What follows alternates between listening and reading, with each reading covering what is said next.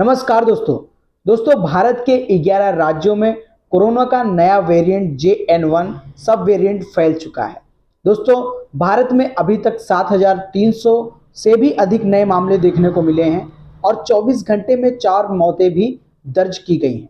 तो क्या दोस्तों यह वायरस पहले की तरह 2020 की तरह फिर से क्या उतनी ही तबाही मचाएगा? क्या होगा? क्या फिर से लॉकडाउन की स्थिति बनेगी? दोस्तों डराने की कोई बात नहीं है, लेकिन फिर भी इस विषय पर चर्चा करना आवश्यक है। क्या यह कोरोना का नया सब वेरिएंट उतना खतरनाक है, पहले की तरह खतरनाक है या नहीं है? दोस्तों जैसा कि हमने देखा था कि 2020 में जब इसका कोरोना वायरस आया था तो बहुत सारी मौतें हुई। कितने लोगों ने अपने को खोया है, अपनों को खोने का गम केवल वही बता सकते हैं। दोस्तों कई लोगों ने अपनों को खो दिया और कई मजदूर जो है लॉकडाउन की स्थिति में जो घर से बाहर निकले, कई पहुंचे और कई नहीं पहुंचे और कई लोगों की जानें गई। तो दोस्तों क्या फिर से ही वैसी स्थिति बनेगी? क्या फिर से लॉकडाउन होगा या क्या फिर से सब कुछ बंद हो जाएगा और इतने सारे क्या और केस बढ़ेंगे या कितने प्रतिशत मृत्यु होगी? तो दोस्तों फिर से मैं इन्हीं सारी विषयों पर बात करने वाला हूं कि क्या कोरोना वायरस पहले की तरह, इसका जो नया वेरिएंट है पहले की तरह ही नुकसान देगा, क्या पहले की तरह ही तबाही मचाएगा? कोई भी महामारी आए उसका यदि डटकर सामना किया जाए तो वह महामारी खतरनाक नहीं होती। दोस्तों जो गलतियां हमने 2020 में 2021 में की वह गलतियां दोबारा ना दोहराई जाए। तो यह जो नया वेरिएंट आया है आशा है कि इससे भी जो है इतना नुकसान नहीं पहुंचेगा, लेकिन अगर हमने लापरवाही की तो भविष्य कोई नहीं जानता कि आगे क्या होगा।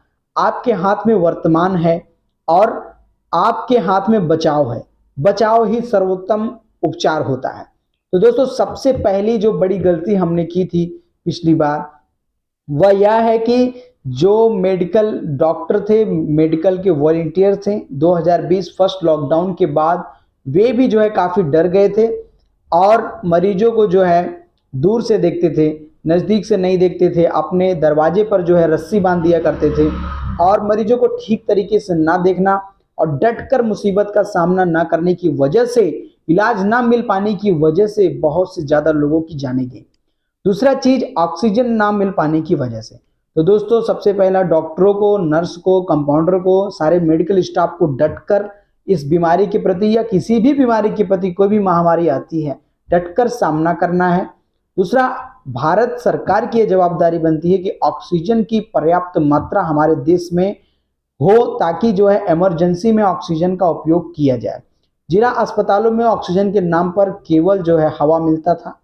मैंने अपने स्तर पर अपने कई मरीजों को जिला हॉस्पिटल में बेड दिलवा कर एडमिट भी करवाया, उसमें से कई लोग ही जिंदा बच पाए।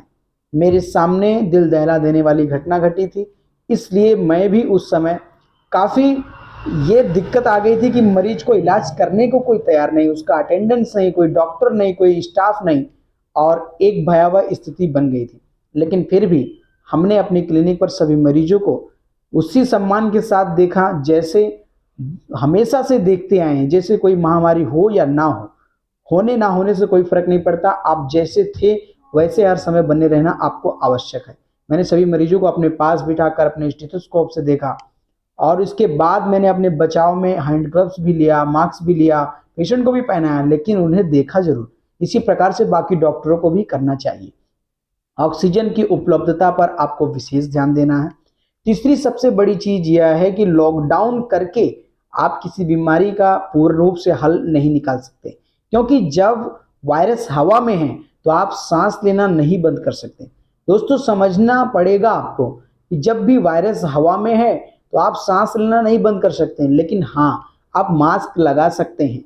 दूरी के नाम पर इतनी भी दूरी मत बना लीजिए कि एक दूसरे से दूरी हो जाए। आपके बीमार पड़ने पर आपका अपना ही आपको हॉस्पिटल ले जाएगा, एम्बुलेंस में बैठा कर ले जाएगा। तो आप इतना नफरत मत फैला दीजिए कि लॉकडाउन के नाम पे 2 गज दूरी, 4 गज दूरी, 20 गज दूरी, इसके नाम पर अपनों का साथ टूट जाता है। दोस्तों हैजा नाम की बीमारी आई थी तब भी मदर टेरेसा ने सबके पास रहकर, नजदीक रहकर सबको बिना छुआछूत के, बिना भेदभाव के इलाज किया था। मैं किसी जाति विशेष की बात नहीं कर रहा, मैं केवल एक व्यक्तित्व की बात कर रहा हूँ। इसलिए समाज के प्रत्येक नागरिक का फर्ज है कि वह एक दूसरे के सुख दुख में खड़ा रहे, ताकि वह बड़े से बड़ी बीमारी को फिर हरा सकता है। लेकिन अधिकतर इसके बीमारी के भय के कारण या किसी भी कारणवश पहली बार हमारे देश में ऐसी महामारी आई थी, लेकिन आशा है कि उससे आपने कुछ सीखा। उससे यह सीखा कि आपने कितना भी लॉकडाउन लगाया, 2 गज दूरी किया, 5 गज दूरी किया, अंततः सभी लोग देश में फिर से एक साथ रह रहे हैं, एक साथ मिलजुल कर रह रहे हैं। तो इतना भी भेदभाव, इतना भी दूरी मत बना लीजिए कि जीवन निर्वाह होना ही मुश्किल हो जाए। तो दोस्तों, जीवन जीने के लिए जो चीज़ें आवश्यक हैं, जो प्राथमिक चीज़ें हैं, उसका भी ध्यान रखना हमें आवश्यक है। आप फ्री में राशन जीवन भर नहीं दे सकते, जब तक महामारी है तब तक ही आप दे सकते हैं। इसलिए आवश्यक यह है कि मनुष्य को अपनी जीविका चलाने के लिए, क्योंकि आप सभी चीज़ों को नहीं बंद कर सकते, ट्रांसपोर्ट सिस्टम नहीं बंद हुआ, मेडिकल इक्विपमेंट के ट्रांसपोर्ट सिस्टम नहीं बंद हुए, मेडिसिन के ट्रांसपोर्ट नहीं बंद हुए। आप लॉकडाउन तो कर दिए थे, लेकिन वास्तविकता देखिए क्या बंद हुआ। वास्तव में तो कुछ भी नहीं बंद हुआ। रेलगाड़ी आपने बंद कर दिया तो आदमी पैदल चल के चले आए, ट्रकों में भूसे की तरह भर भर के लोग चले आए। जो चीज पर आप दबाव डालोगे वह चीज अत्यधिक ज्यादा होगी, इस बात का आपको विशेष ध्यान रखना चाहिए। इसलिए सरकार को भी किसी भी चीज को फैसला लेने से पहले एक बार सोचना चाहिए या एक्सपेरिमेंट करके कुछ दिन देखना चाहिए और दुष्परिणामों को भी देखना चाहिए। हम किसी चीज को केवल फायदे और फायदे में ही नहीं देख सकते, उसके दुष्परिणाम को भी हमें देखना चाहिए कि लॉकडाउन की स्थिति से क्या दुष्परिणाम होंगे, लोगों के रोजगार पर क्या असर पड़ेगा, लोगों की कमाई का जरिया जो उसका रोजगार है उसे जीवन भर आप नहीं खिला सकते, उस रोजगार की वजह से ही वह खाएगा। आप सभी तक सुविधाएं नहीं पहुंचा सकते। 1 रुपये भेजोगे तो कहीं ना कहीं जाके 25 पैसा लाभ लोगों को मिलता है। और दूसरी चीज, उसके गांव और देश से दूर रह करके उसे आप नहीं दबा सकते। इसलिए जब भी ऐसी स्थिति बनती है, कोरोना महामारी और भी ज़्यादा अगर फैल भी जाती है, तो लॉकडाउन करने से पहले सभी मजदूरों को उनके घर तक सही सलामत पहुंचाने की जवाबदारी सरकार की हो। इसके बाद अगर आप चाहें तो लॉकडाउन लगाएं, और इसके बाद भी मेरी सबसे गुजारिश रहेगी, कितना भी बड़ा लॉकडाउन लग जाए, 2 गज दूरी, मास्क है जरूरी, कुछ भी स्लोगन आ जाए, लेकिन एक दूसरे का साथ आपको नहीं छोड़ना है।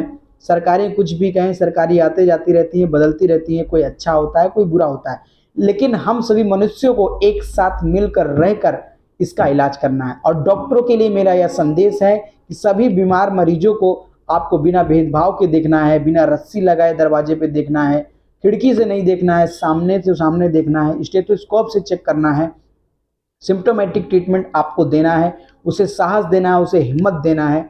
और अगर ऐसी स्थिति बनती है कि जिसमें मरीज बहुत ज़्यादा हो जाएं, तो इस सरकार का जवाबदारी है कि ऑक्सीजन की व्यवस्था करे, हॉस्पिटल में बेड की व्यवस्था करे और गंभीर मरीजों के लिए वेंटिलेटर की व्यवस्था करे।